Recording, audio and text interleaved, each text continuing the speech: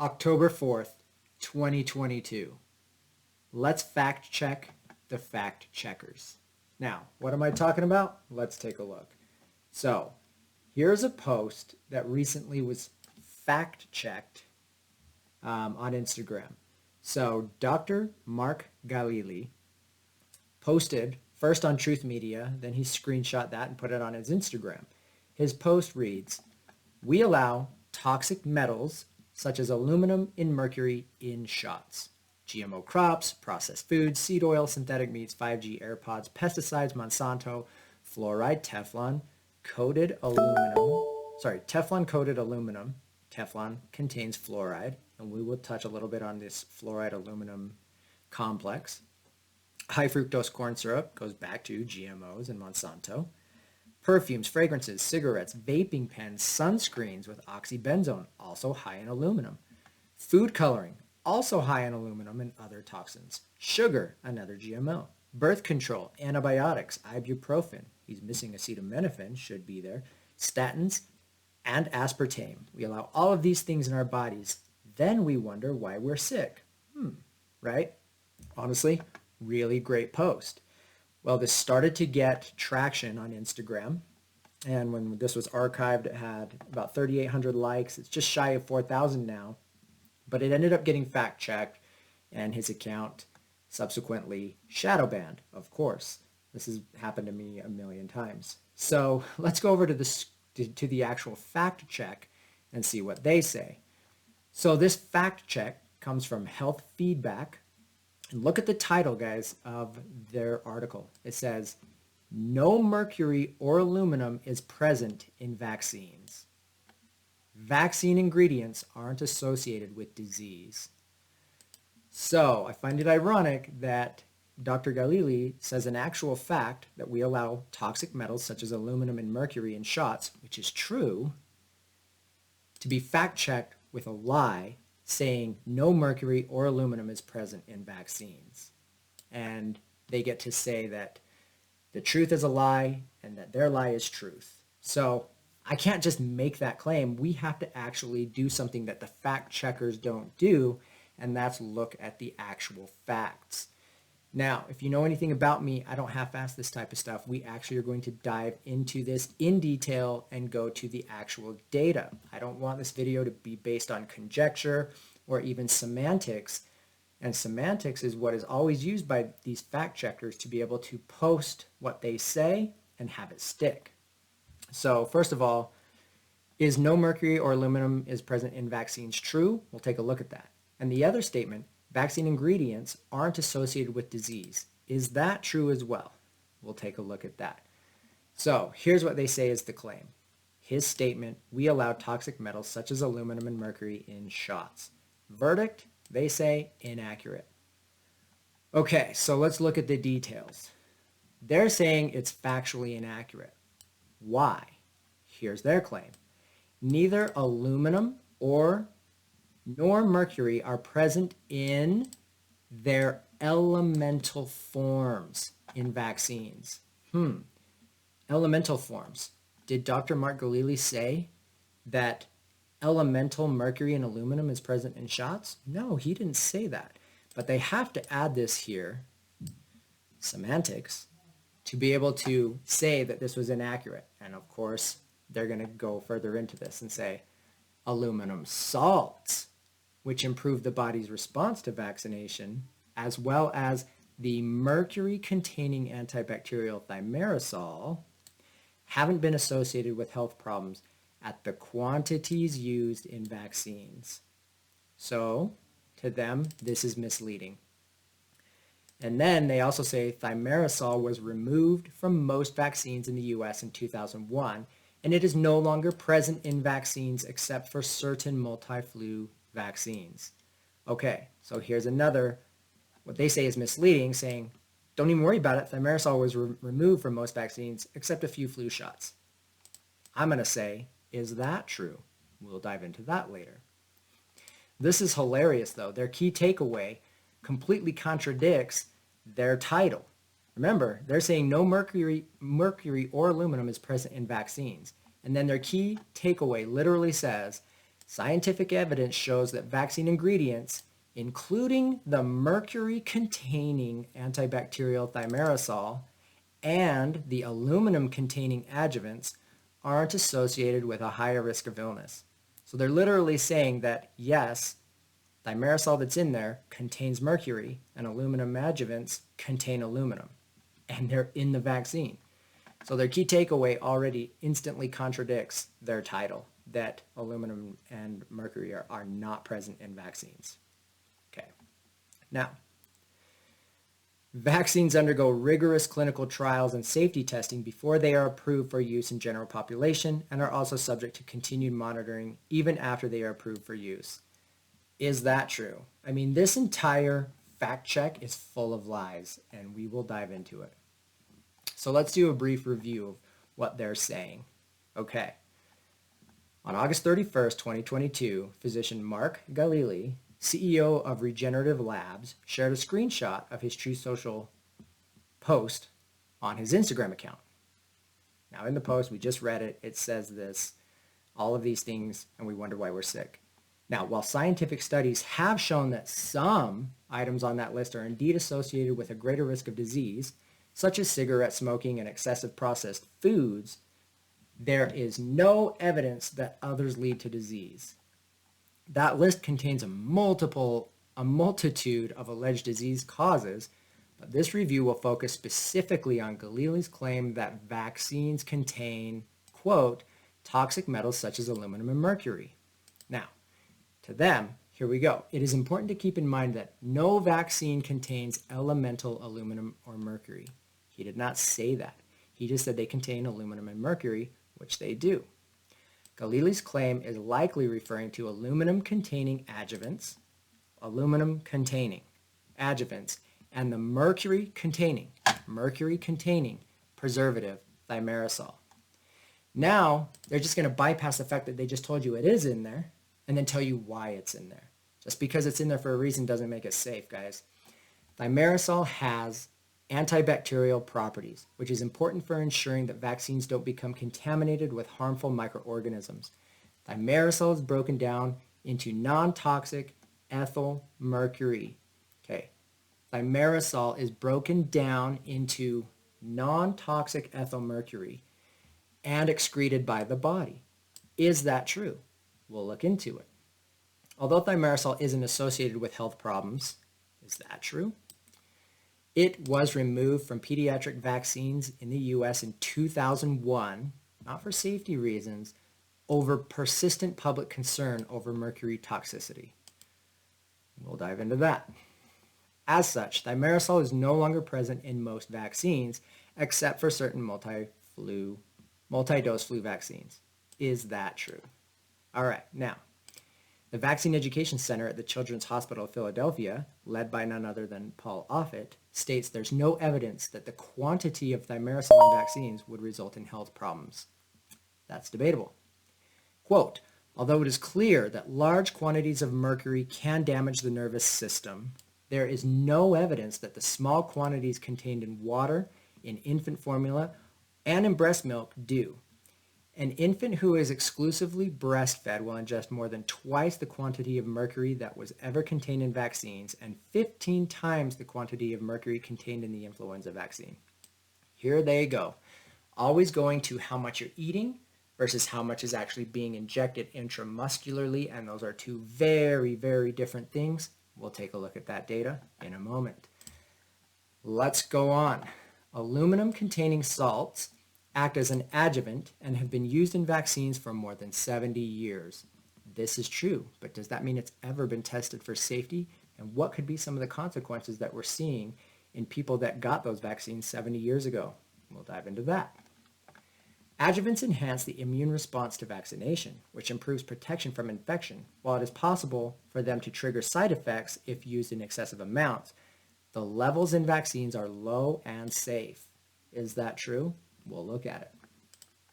Again, the Vaccine Education Center at Children's Hospital of Philadelphia compared the quantity of aluminum in vaccines that's injected to what infant formula has that's ingested, illustrating how infants receive far more aluminum from their diet than they would from vaccination. But is there a difference? The aluminum contained in vaccines is similar to that found in a liter, about 1 quart of 32 fluid ounces of infant formula, which all that tells you is there's very high levels of aluminum in formula. While infants receive about 4.4 milligrams, remember that, 4.4 milligrams of aluminum in the first 6 months of life from vaccines, they receive more than that in their diet. Breastfed infants ingest about 7 milligrams of breastfed infants ingest about 7 milligrams, and formula-fed infants ingest about 38 milligrams, and infants who are fed soy formula ingest almost 117 milligrams of aluminum during the first 6 months of life. Okay. We're going to dive into this in big, big ways. All right. Now, let's look at some of the scientists' feedback. Here we have, okay, so let's look at the players on this. We have Dr. Mark Galili and his claim. Then we have some reviewers, James D. Cherry and Neil Halsey. Who are these guys? All right, James D. Cherry, professor of pediatrics. That right there is going to tell you the majority of his career has hinged on vaccination rates being high, because that's what brings kids into the pediatric office week over week, month over month, and keeping them in business. All right, so we already have an instant conflict of interest here financially. So he's going to say, yes, there is aluminum salt present in killed vaccines like attenuated vaccines that are weakened, such as the present DTaP, Tdap vaccines, but it's a very good adjuvant, and it causes an immune response because it is toxic to the body. All right, it's a good adjuvant, and it's been in killed vaccines from the very beginning. That does not equal safety. The amount and the actual aluminum salt may vary with vaccines, and boy does it ever. The key thing is that too much aluminum would give you abscesses at the site of vaccination, and that still happens because some vaccines have way more than it says and does trigger a granuloma and abscesses under the skin. When it's a low enough dose, that doesn't happen, and they think that's a good thing, but that actually makes those aluminum salts very bioavailable and instantly translocated all over the body. We'll get into that later. And then it says, but no present killed vaccine has excessive amounts. That's debatable.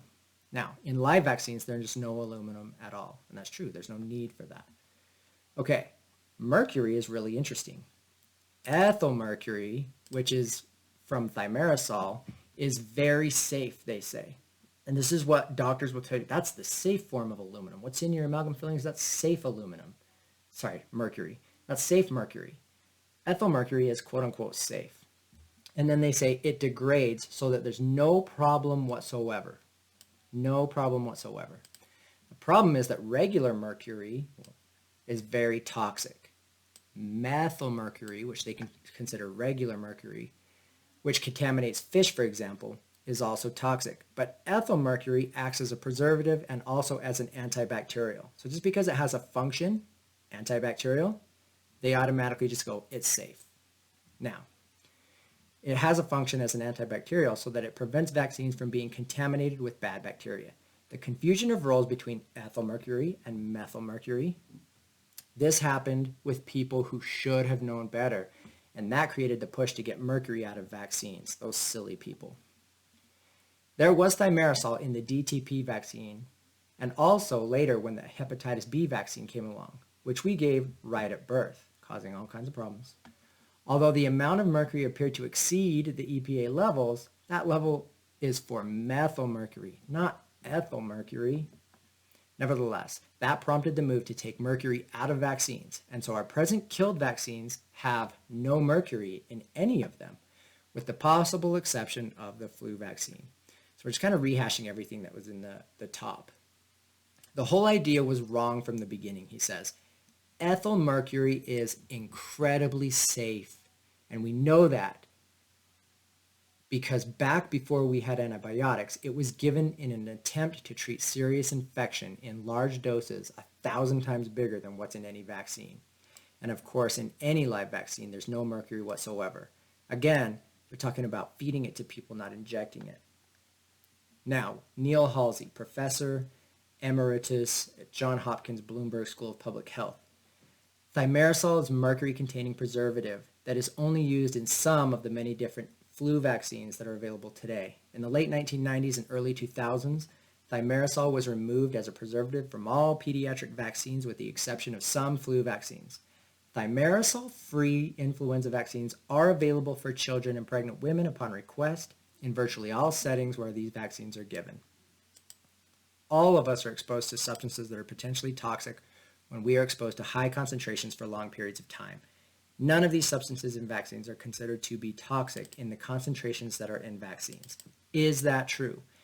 When somebody's trying to tell you that an important piece of information someone else shared is false and then gives you a bunch of information to counter that claim, but they don't tell you any actual data, you need to really start questioning it and dig a little bit deeper.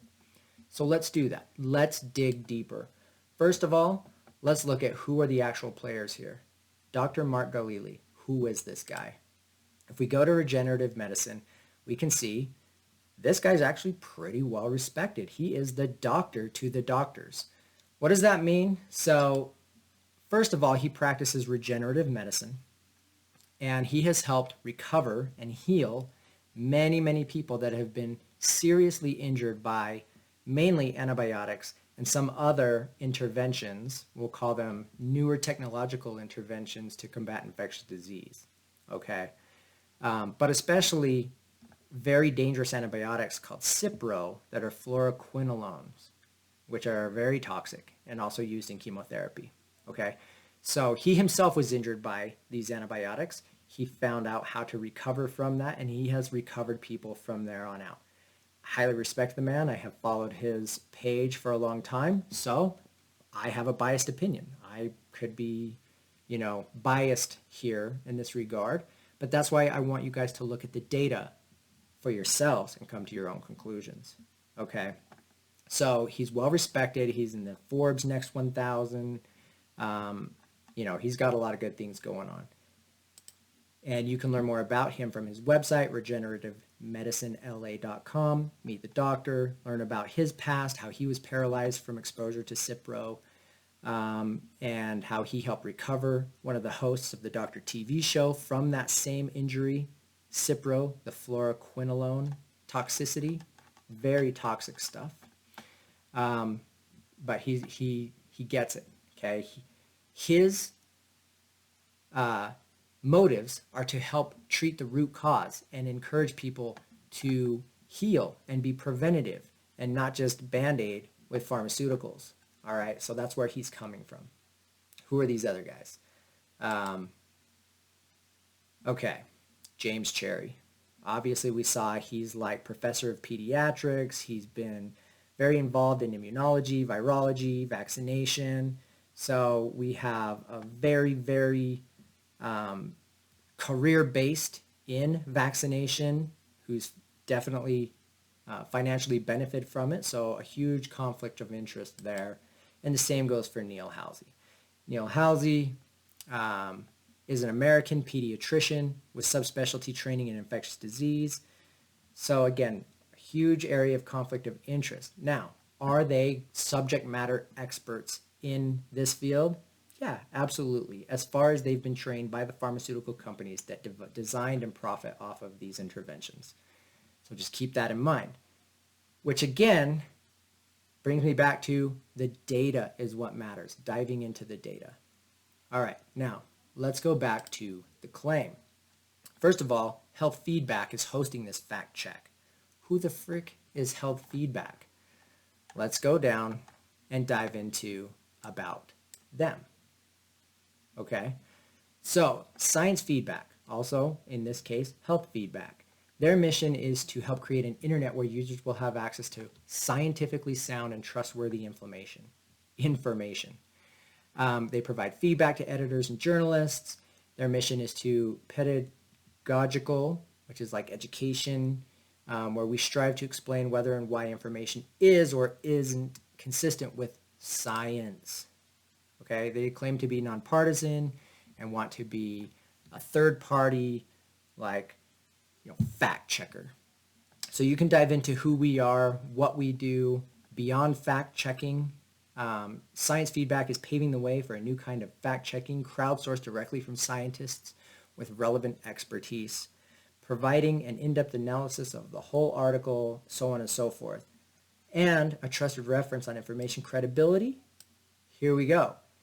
Health Feedback is a member of the World Health Organization's vaccine safety net. Okay, the World Health Organization and this vaccine safety net are completely built around convincing everybody that one thing, vaccines are safe and effective, and without them, we wouldn't be alive. So let's look into who they are. If we dive into vaccinesafety.net and go to, sorry, I got out of where it was, about, okay? The Vaccine Safety Net is a global network of websites established by the World Health Organization that provides quote unquote reliable information on vaccine safety. All right, these people are connected to key players and projects like the Global Advisory Committee on Vaccine Safety. This entire page is a complete conflict of interest, biased page, only looking at vaccine safety, efficacy, and never once admitting any chance of there ever being risk involved. Okay, who are their members? Now I'm going to focus on the United States. You guys can go here and click all over the world on who their members are. But if I zoom in here on the US, let's look at some of them. Oh, Immunize Colorado. Gee, I wonder where their stance is on vaccines. If I click further up, vaccine information, same story. Immunization Action Coalition. The American Academy of Pediatrics immunization pages. Every single member of this is funded and supported by vaccine sales. The Center for Disease Control and Prevention is a distribution arm of the pharma vaccine business. Okay, they do something like over $4 to $5 billion in vaccine sales a year themselves. So every single one of these is tied to industry and making money on the distribution of vaccines. So all of this is tied to conflict of interest. All of that's important to understand before we actually even dive into the details about the claims that are made in this fact check. All right, so let me go back to where we were. Now, let's dive into the data. Here we go. No mercury or aluminum is present in vaccines. Well, that's not true. Let's just go look at the excipient table of vaccines. So if you go to cdc.gov and find the excipient table, this is going to tell you what's actually in vaccines. Well, there's preservatives like thimerosal, which is mercury containing. There are adjuvants like aluminum salts, which is aluminum containing. And then, of course, there's a laundry list of other chemicals and toxins that, again, when intramuscularly injected, are instantly bioavailable and translocated all over the body. And the toxicity or potency of it is orders of magnitude greater than eating it, getting it on your skin, inhaling it. It's a big, big difference. Okay, so you can go into every vaccine.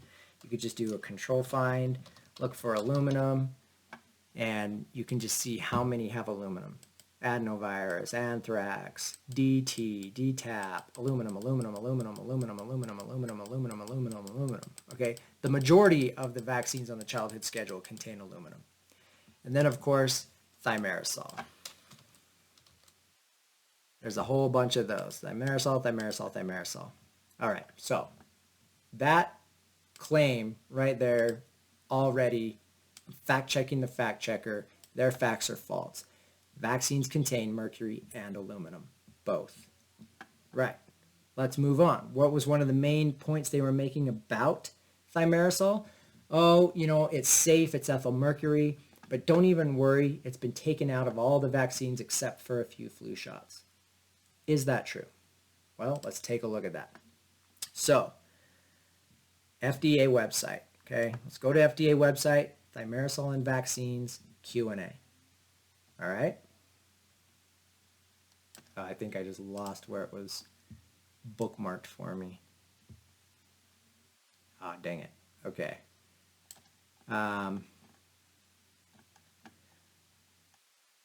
what is the difference? Okay. Okay, here we go. Why are some vaccines noted to be thimerosal free while some are thimerosal reduced? What is the difference between thimerosal free and thimerosal reduced? Okay, so thimerosal may be added at the end of the manufacturing process to act as a preservative to prevent bacterial or fungal growth in the event that the vaccine is accidentally contaminated. When thimerosal is used as a preservative in vaccines, it is present in concentrations of up to 0.0% or 50 micrograms of thimerosal per 0.5 mLs, which is actually quite a bit of mercury. Or, in other words, 25 micrograms of mercury, present in 50 micrograms or 25 micrograms per 0.5 ml dose. In some cases, thimerosal is used during the manufacturing process. This is where it gets shady.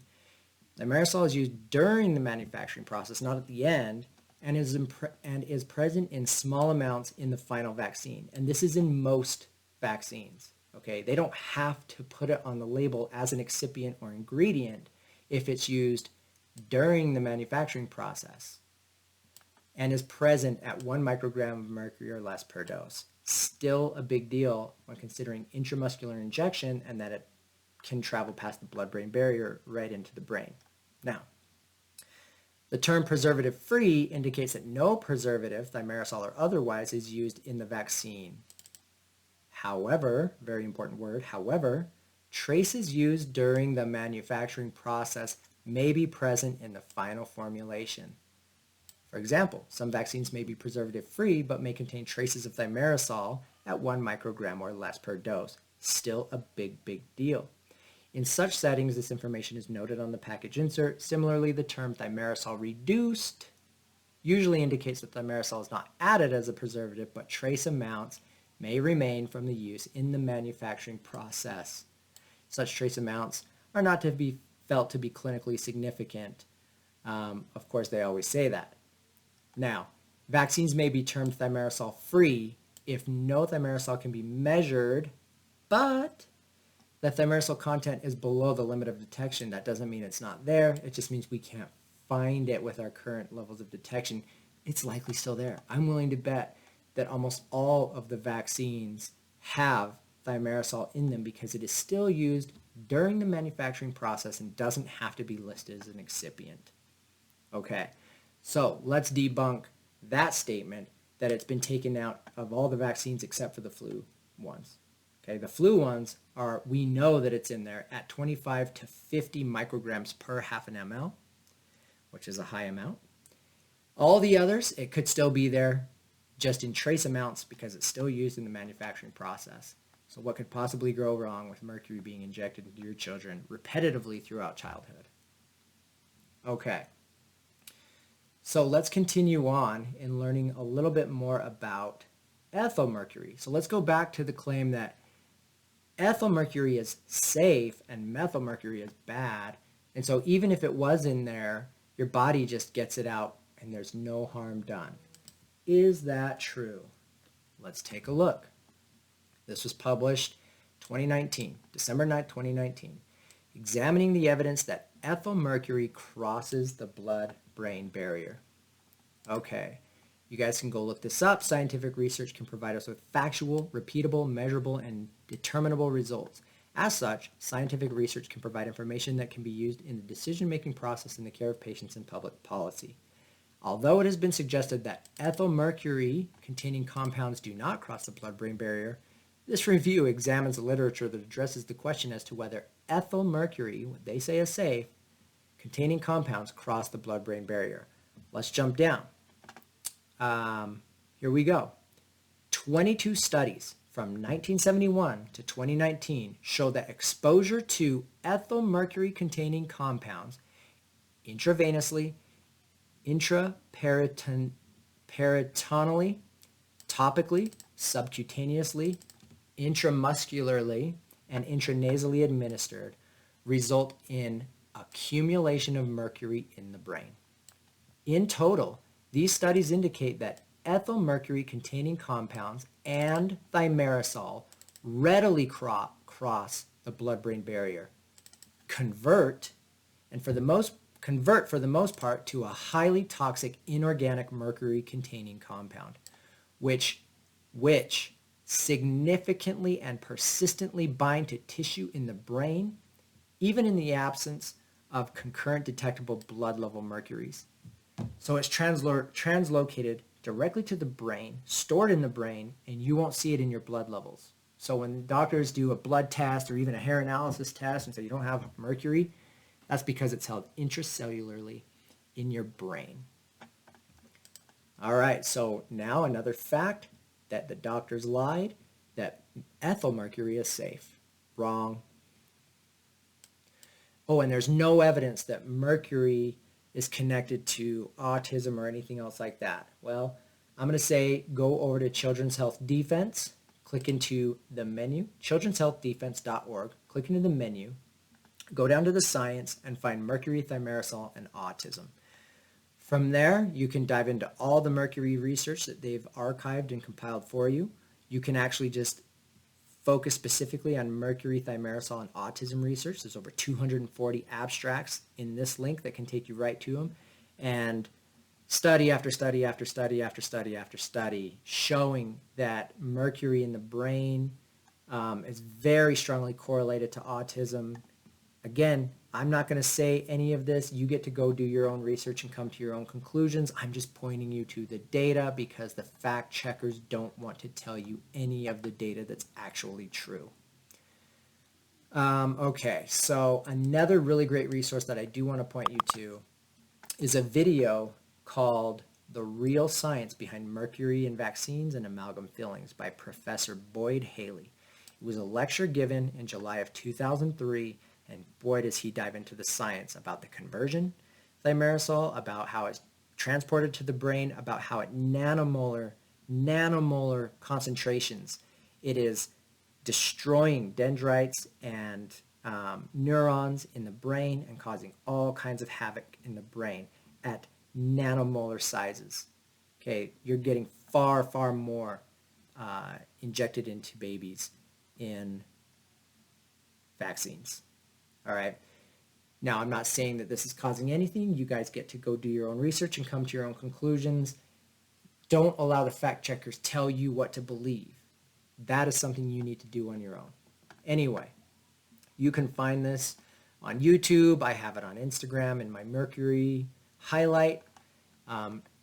Tons of information on how detrimental thimerosal is, that ethyl mercury definitely is not safe, that it converts in the body, and that it's translocated to the brain and stored in the tissue.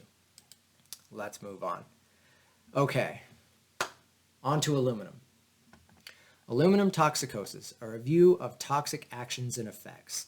This was published in October of 2019. And here is just another thing that we can say, is the fact checker statement actually based in reality? Vaccine ingredients are not associated with disease. Okay, so now we know that mercury and aluminum are both ingredients in vaccines. Is aluminum associated with disease? Let's take a look. Okay, aluminum is frequently accessible to animals and human populations to the extent of intoxication may occur. Intake of aluminum is by inhalation of aerosols or particles, ingestion of food and water, medications, skin contact, vaccinations, dialysis, and infusions. The toxic actions of aluminum induce oxidative stress, immunological alterations, genotoxicity, actually causing gene mutations, pro-inflammatory effects, peptide denaturation and transformation, enzymatic dysfunction, metabolic derangement, amyloidogenesis, conditions associated with, amyloidogenesis, membrane perturbation, iron dyshomeostasis, apoptosis, necrosis, and dysplasia. The pathological conditions associated with aluminum toxicosis are desquamated interstitial pneumonia, pulmonary alveolar proteinosis, granulomas, granulomatosis and fibrosis, toxic myocarditis, thrombosis, ischemic stroke, granulomatosis enteritis, Crohn's disease, inflammatory bowel disease, anemia, Alzheimer's disease, dementia, sclerosis, autism, macrophagic myofasciitis, chronic pain and chronic fatigue, osteomalacia, oligospermia and infertility, hepatorenal disease, breast cancer, cysts, pancreatitis, pancreatic necrosis, and diabetes mellitus. The review provides a broad overview of aluminum toxicosis as a background for sustained investigation of the toxicology of aluminum compounds of public health importance. Okay, so does aluminum affect disease? It sure does. Is it an ingredient in vaccines? It sure is. Are vaccine ingredients associated with disease? Apparently so. Am I pointing causation here? Nope. I'm just showing you some data. You guys come to your own conclusions. Okay, so what about retention? Let's look at absorption and retention. Now, as you saw, and they always do this in every study, anytime that they want to point to safety of aluminum, they say, hey, babies are getting way more in breast milk and formula than they ever get in a vaccine. Is there a difference between ingestion and injection? Let's look at gastrointestinal absorption. Gastrointestinal absorption after ingestion is the main route through which aluminum is systemically accumulated in animals and humans. And absorption occurs largely in the duodenum. The absorption of aluminum is usually low and varied when compared with the amount ingested. The uptake of aluminum through gastrointestinal pathways is complex and is influenced by various factors including individual differences, age, pH, stomach contents, and the type of aluminum compound. Aluminum absorption from water intake is about 0.3%, which is greater than from food, which they're telling you 0.1%.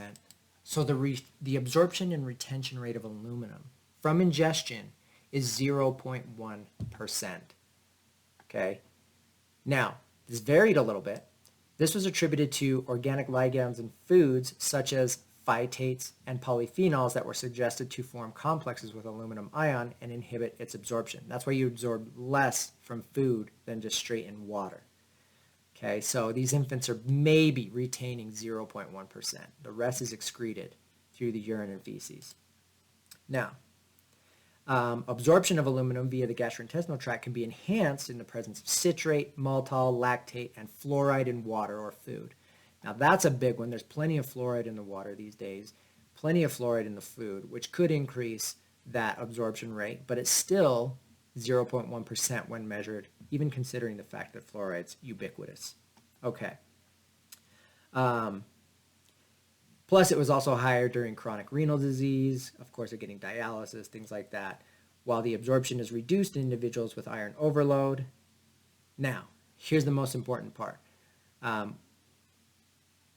However, that's always such a leading word. However, there is complete aluminum uptake from parenteral fluids and vaccines with subsequent distribution to various parts of the body.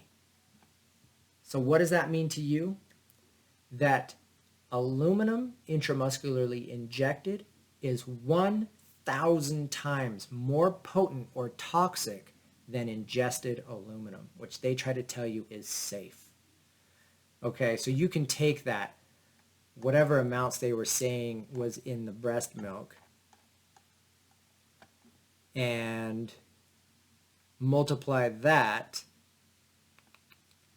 I don't even know where he said it. Here we go. Let's just say formula-fed baby, 38 milligrams. Okay. 38 milligrams in that first 6 months of life with 0.1, so we're going to go times 0.001%, or times 0.001 to represent 0.1%, which means they got 0.038 micrograms, or milligrams of aluminum. Now, that 4.4 milligrams, now we're already way over that, but it's 1,000 times more toxic to that. So 4.4 milligrams times 1,000 is the equivalent of 4,400 milligrams. There's a big difference there, don't you think? Okay. Or I guess if we're going to do that comparison, we're looking at 4.4 milligrams because that's all that's retained versus the 0.038 milligrams by the breast milk. So it's actually a huge, huge difference. And even worse, this retained amount is instantly bioavailable and quickly translocated to the liver, the kidney, the spleen, the heart, the brain, the bone marrow, and stored intracellularly, causing chronic illness throughout life. Again, that's just my opinion based on what I've read. So you need to go do some of your own research and come to your own conclusion.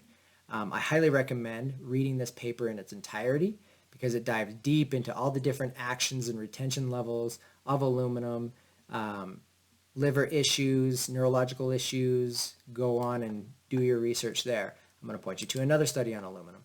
Aluminum poisoning with emphasis on its mechanisms and treatments of intoxication. Again, this dives into amounts, exposures, but just look at aluminum poisoning and what it can cause. So in the lungs, asthma, chronic bronchitis, chronic pneumonia, pulmonary alveolitis, pulmonary fibrosis, alveolar proteinosis, pneumoconiosis, COPD, in the blood, anisocytosis, all kinds of blood issues. I'm not good at pronouncing these, obviously. Go ahead and read through this. In the bone, osteoporosis, osteomalacia, decreased bone formation, erosive arthropathy with cysts, calcium deposits in the soft tissue, amyloidosis, and many more issues there. In the kidneys, reduction in your GFR rate, your nephrotic syndrome, acute renal glomerulonephritis. Again, I'm not good at pronouncing these. Obesity, type 2 diabetes, liver issues. But in the brain, this is where things get really bad. Memory loss, tremors, jerking movements, diminished coordination, weakness, motor movements, lack of curiosity, ataxia, speech disturbances, myoclonic jerks, which are seizures, generalized seizures, convulsions, agitation, confusion, grand mal seizures, abtendation, coma, and death. But you're right. None of those ingredients cause disease. Here's some more on aluminum. Aluminum, the allergen of the year for 2022. This is showing that aluminum is very strongly correlated with eczema. Okay? Exposure to elemental aluminum and its salts is unavoidable. Aluminum as a metal is present in transport, construction, packaging, electronic equipment. Aluminum salts, however, are present in consumer products, food items, drinking water, vaccines, drugs, antiperspirants. Aluminum in vaccines and preparations for allergen-specific immunotherapy are the major sensitization sources. The predominant clinical manifestations of aluminum allergy are pruritic subcutaneous nodules and eczematous dermatitis, basically eczema. And we already know that there's a huge correlation there. So what about what happens to this aluminum that's intramuscularly injected? Well, we know it's quickly translocated and that it's biopersistent in the body. It sticks around. Go look this one up, biopersistence and brain translocation of aluminum adjuvants of vaccines. Very tightly correlated to macrophagic myofasciitis. Romain Girardi talks a lot about this. I highly recommend his work. But this strongly suggests that long-term adjuvant biopersistence within phagocyte cells is a prerequisite for slow brain translocation and delayed neurotoxicity.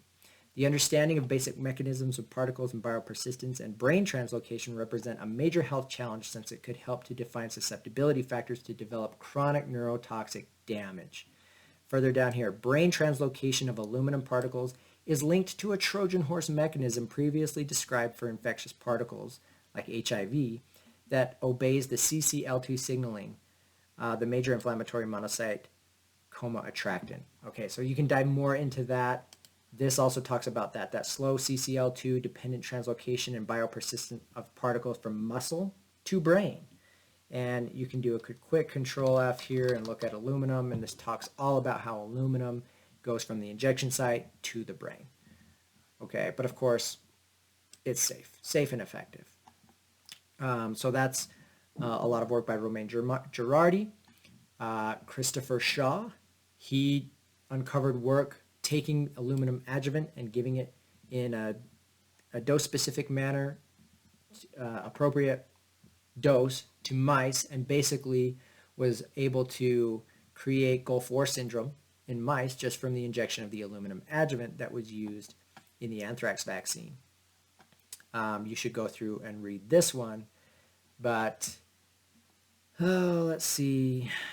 Aluminum treated groups showed significant motor neuron loss and increased number of astrocytes in the lumbar spinal cord. The findings suggest a possible role for aluminum adjuvant in some neurological features associated with Gulf War injury, Gulf War illness, and possibly an additional role for the combination of adjuvants. Go read that. Immunoexcitotoxicity as the central mechanism in idiopathology and treatment of autism spectrum disorder, a possible role of fluoride and aluminum. This is a really important paper. I bring it up over and over again. Definitely go dive in and read everything about how AL3+, which is what's found in vaccines, is quickly, in fact, I'll just read the abstract on this one. Our review suggests that most autism spectrum disorder, or ASD, risk factors are connected, either directly or indirectly, to immunoexcitotoxicity. Chronic brain inflammation is known to enhance the sensitivity of glutamate receptors and interfere with glutamate removal from the extraneuronal space, where it can trigger excitotoxicity over a prolonged period of time. This triggers neurodegeneration, this causes seizures, this causes all kinds of things, including autism. Neuroscience studies have clearly shown that sequential systemic immune stimulation can activate the brain's immune system, microglia, and astrocytes, and that with initial immune stimulation, there occurs central nervous system microglial priming. Children are exposed to such a sequential immune stimulation via a growing number of environmental excitotoxins. It's in the food, in vaccines, and from persistent viral infections. When we demonstrate that fluoride and aluminum can exacerbate the pathological problems by worsening excitotoxicity and inflammation, while aluminum appears among the key suspicious factors of ASD, fluoride is rarely recognized as a causative culprit, but it should be. A long-term burden of this ubiquitous toxin has several health effects with striking resemblance to the symptoms of ASD. In addition, their synergistic action in molecules of alumina fluoride complexes can affect cell signaling, neurodevelopment, and central nervous system functions at several times lower concentrations than aluminum or fluoride acting alone. Both neurotoxic. Put them together, it becomes extremely neurotoxic, magnified. All right, so I do definitely recommend you reviewing this. This shows several health issues tied back to aluminum, tied back to fluoride, affecting the endocrine system, the thyroid, everything. Definitely dive into that. What about this paper? Aluminum in brain tissue and autism. I brought it up before. It has great visuals showing the aluminum deposits in the brain of people on the autism spectrum disorder that passed away. They do have data showing the translocation from the injection site to the brain using fluorescent microscopy. Here's another one. The measurement and full statistical analysis, including Bayesian methods of aluminum content in infant vaccines. Concerning thing is, they'll tell you that there's only small amounts in the vaccine and it's very controlled. Well, Christopher Exley, who wrote this paper and the paper previous to this, where he actually measured aluminum content in the brain, by the way, they found the highest levels of aluminum ever recorded in human brains in the autistic people's brains. More so even than Alzheimer's and Parkinson's. But he got his hands on about 13 different vaccines and actually measured, did the vaccine include the level of aluminum that was stated on the label, the amount? And what he found is the data we have very specific to questions about significance of aluminum content in vaccines. Let me see if I can find it. Basically, it's a total lottery. The amount of aluminum in an infant that an infant receives in a vaccine is, it would appear, akin to a lottery. Basically, he found that the levels of aluminum in the vaccines varied significantly. Some had way, way more, statistically significantly more than what was on the label, which can cause big problems, and some had way less, which could affect efficacy. And only a handful were even in the ballpark of what the label showed. So, really is kind of a game of Russian roulette, in my opinion. Okay. Now, acute exposure and chronic retention of aluminum in 3 vaccine schedules and the effects of the genetic and environmental variation. This is an important paper. I go over this paper in great detail in my aluminum toxicity video that that you can find on Instagram or other platforms, but basically showing that the quote-unquote safety levels that the FDA used to say that the aluminum levels are safe was, one, completely inappropriately put together using one male, and that those numbers are not reflective of a child. And so they talk about the different levels of aluminum from the standard vaccine schedule to the aluminum reduced schedule that the CDC offers to the vaccine-friendly plan that Paul Thomas put together, and shows that any one of those still exceeds any safe levels of aluminum. And safe, I'm using the term loosely because there are no safe levels of injected aluminum. I highly recommend either going and reading this paper or go find my aluminum toxicity video in my aluminum highlight on Instagram and watching that. Dr. Exley has several great articles, one called Aluminum and Autism. I recommend you go read. Aluminum and Brain Tissue in Autism, go read. Unequivocal. This one's pretty short. Let's read it. So just 2 years ago, we published research in Nature's Scientific Reports that unequivocally established significantly higher content of brain aluminum in Alzheimer's disease, multiple sclerosis, and autism. Data from these tissues were compared with human brain tissues from donors who died without any of these neurological diseases or identifiable neurodegeneration. The paper was, of course, completely ignored by mainstream media. In spite of this, it has been accessed 58,000 times on the journal website and is ranked number 1 by Altmetrics. The aluminum content of human brain tissue may not prove a role for aluminum in disease, but at the very least, it should be a red flag for that disease. The data are not balancing on a knife edge of statistical significance. They prove highly statistically significant differences for Alzheimer's disease, multiple sclerosis, and autism. The data are unequivocal in their message. And at a different time in science, when science is not politically mattered, the data would have caused a tsunami of interest in the aluminum and human brain diseases. Multiple research groups across the planet would be lining up to repeat the research. Funding would not be an issue as governments and charities alike would strive to prove or disprove a role for aluminum in these common human diseases. Diseases that together bring more pain and suffering to humankind than any other natural or man-made event or atrocity. Below I have copied the concluding paragraph of the paper. I wonder how many years or decades before it is acted upon. Here we go. Aluminum is not a member of the human metalome. However, it is omnipresent in human tissue and especially the brain cannot be without consequence. It is only inimical to life. There is no homeostasis, and it is always a burden to the life's processes. Every atom of aluminum in human brain tissue must be accommodated as an aluminum as Al3+. It is highly biologically reactive. Life is robust, and some aluminum in human brain tissue is tolerated without overt effects. We need to define such limits in the terms of both quantity and location, and we need to be more fully aware of human exposure to aluminum. We may then live healthfully in the aluminum age. I can't recommend his work enough. You can find more of his research at aluminumresearchgroup.com. I recommend you go dive into that. A few really important articles you can find on Children's Health Defense. So now that you know that even though they tell you thimerosal was removed, it's still used in the manufacturing process and mercury is still at detectable levels in most vaccines, combined with high levels of aluminum adjuvant, well, guess what? Aluminum and mercury, similar to aluminum and fluoride, have a very toxic synergistic effect, creating a perfect storm. Now, I highly recommend you go read this. And it talks about the neurotoxicity of these toxins coming together and the neurotoxic consequences of these combinations, which are present in you know what. Another great article specific to aluminum toxicity, this one's called "A Lone FDA Scientist Could End the Autism Epidemic." Really great references in here, data. Again, I'm just pointing you to facts.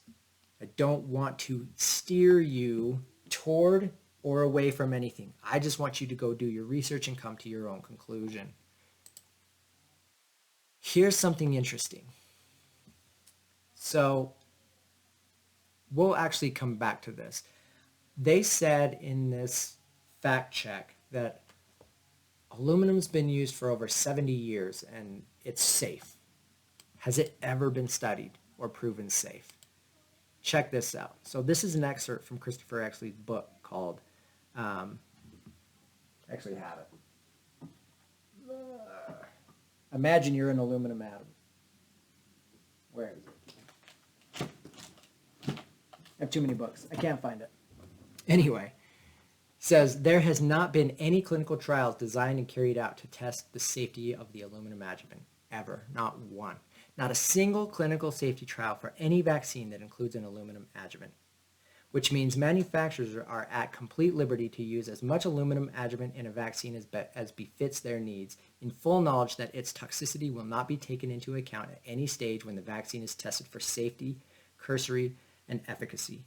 This modern-day alchemy is behind the situation we have today where an infant's major exposure to aluminum is from multiple vaccinations during the first few months of lives. What could possibly go wrong? Well, you can guess. Okay. Well, guys, now you know a little bit more about where you can find more information. So I highly recommend, if you haven't, dive into my highlights on Instagram, work through Blaylock, work through Humphreys, work through aluminum, work through Mercury, work through human DNA. That's a huge issue as well. Work through vaccine risks. Work through V-Safety Conference 2011. Work through them all. Work through the Chroma highlight. I do tons of videos just talking about data, information. I'm not going to tell you, I'll tell you my opinions. I think my kids were injured. In fact, I know so. Okay, I can confidently say that the data that I've reviewed, it's clear as day what happened to my kids, that they were injured. But I want you to come to your own decision, make your own choices, but I want them to be informed. I don't want you to be steered by some simplistic fact check that doesn't tell you anything about what they're saying. No, ethyl mercury is not safe. There are mercury and aluminum both exist in vaccines, and ingredients that are in them have injured people. There's no shortage of data, and I'm just pointing you to a few places where you can find that. So these quote-unquote fact checks, you all know that they're lies, that they don't represent truth. But you also have to look at who's claiming what. Take everything with a grain of salt and go do your own research, come to your own conclusions, and make your own decisions. That's it, guys. So hopefully that helped take a look at some of the data and some of the potential risk so you can make a risk-benefit decision of your own. Me and my family, we believe that we are divinely designed, that we are children of God, that we were built perfectly, and that these interventions only come with risk, and that if we honor our bodies, our God-given innate intelligence will protect us the way it was designed to. All right? So good luck with everything, and God bless.